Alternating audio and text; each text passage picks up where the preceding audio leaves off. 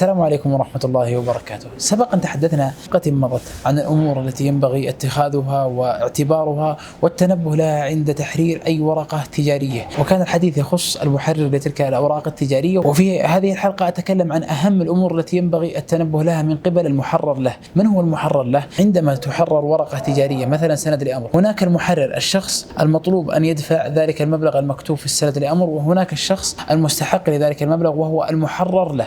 فكما تكلمنا أن المحرر قد يقع ضحية نصب واحتيال حينما يحرر بطريقة مخالفة للنظام، أو حينما يقع في إحدى المخالفات أو إحدى الأخطاء التي ينبغي تلافيها. كذلك المحرر له قد يقع في أخطاء تبطل ذلك السند لأمر، أو قد يكون ضحية لنصب واحتيال، أو قد يكون مفرط في تضييع حجية الورقة التجارية. ما معنى تضييع حجية الورقة التجارية؟ أن الورقة التجارية هي لها أركان وشروط، إذا تحققت وتوفرت فإن الورقة التجارية يمكن تنفيذها بشكل مباشر، وهذه هي الغاية من الورقة التجارية. فإذا انعدمت الحجية لأي سبب كان، فحينئذ تكون تلك الورقة ليس لها الطابع التنفيذي وتكون ورقة عادية. الأمر الأول، تحقق من أن المحرر هو الذي وقع على تلك الورقة.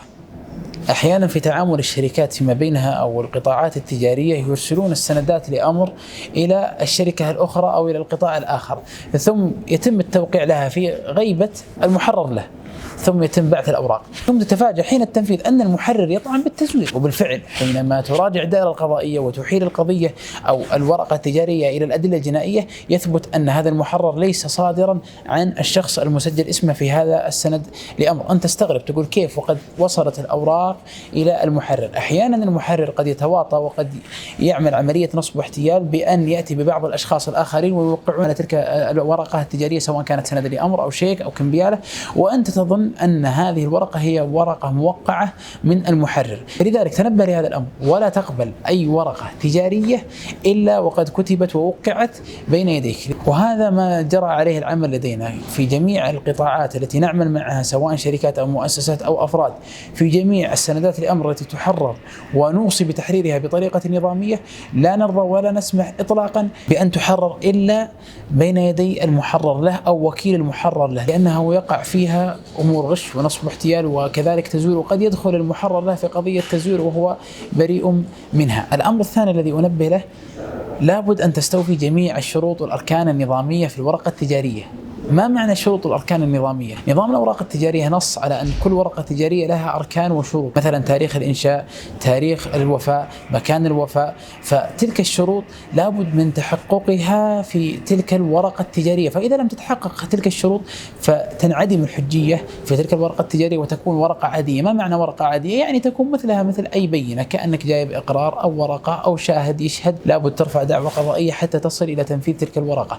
أما إذا توفرت الشروط والأركان فإنك تستطيع أن تنفذ هذه الورقة التجارية خلال أيام لدى محكمة التنفيذ، والغاية من تلك الورقة التجارية هو التنفيذ. فإذا انعدمت الغاية فليس للورقة إلا فائدة ضئيلة نسبة للفائدة الأكبر. إذن الخلاصة، لابد أن تتحقق من تلك الأركان والشروط في تلك الورقة التجارية حتى لا تنعدم الحجية من تلك الورقة. الأمر الثالث، لكل ورقة تاريخ ومدد نظامية. لابد أن تعرف أن تلك الورقة مستوفية للمدة النظامية وأنك تقدمها في المدة النظامية. فمثلا الشيكات لها 6 أشهر، فلا بد أن تنفذ هذا الشيك خلال المدة النظامية وهي 6 أشهر بناء على ما نصت عليه الأنظمة. كذلك السند لأمر له مدة نظامية بعد تاريخ حلول الحق، كذلك إذا لم يسجل تاريخ الحلول فله مدة أخرى قد نص عليها النظام. إذن لابد أن تتحقق من المدد النظامية حتى لا تفوت عليك المدة ثم تنعدم الحجية. وهذه من الأركان المهمة في السندات لأمر أو في الكمبيالات أو في الشيكات أو غيرها من الأوراق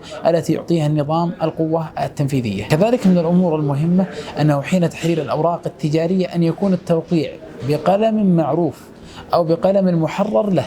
لماذا؟ لأنه للأسف قد تم اكتشاف الكثير من الأوراق قد تم التوقيع عليها بقلم يزول مع الوقت أو يزول مع الحرارة، فإذا جئت لتنفيذ السند لأمر أو الشيك تتفاجأ أنه قد زال التوقيع، فإذا انعدمت الحجية في ذلك السند لأمر أو في ذلك الشيك. كذلك من الأمور المهمة وهو من أهم الأمور، إياك أن تكتب في السند لأمر أي سبب للاستحقاق أو أي تفصيل من التفاصيل العملية المالية أو العقد الذي بينكم، وإنما السند لأمر يكون ورقة مجردة، وكذلك الكمبيالة ورقة مجردة من أي سبب، بل يكتب فيه من غير سبب أو شرط.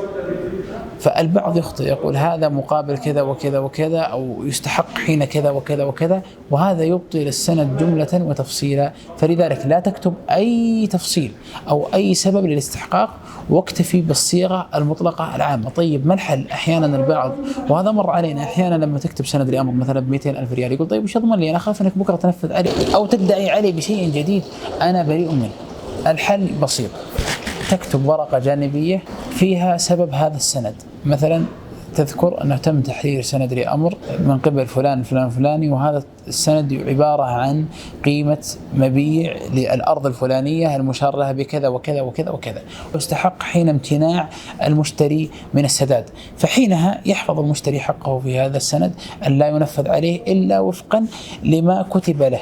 وكذلك صاحب السند أو المحرر له يضمن أن السند لا يطعن فيه لأنه قد كتب سبب السند في ورقة مستقلة. هذه جملة من الأمور التي أنبه عليها. وكذلك تحقق من أي أمر من الأمور التي قد تطرأ على هذا السند. كذلك من الأمور المهمة إياك من أي تعديل أو شطب سواء في التاريخ أو في الاسم أو في رقم الهوية أو في التوقيع، لأن هذا التعديل أو الشطب بنص النظام يبطل السند لأمر.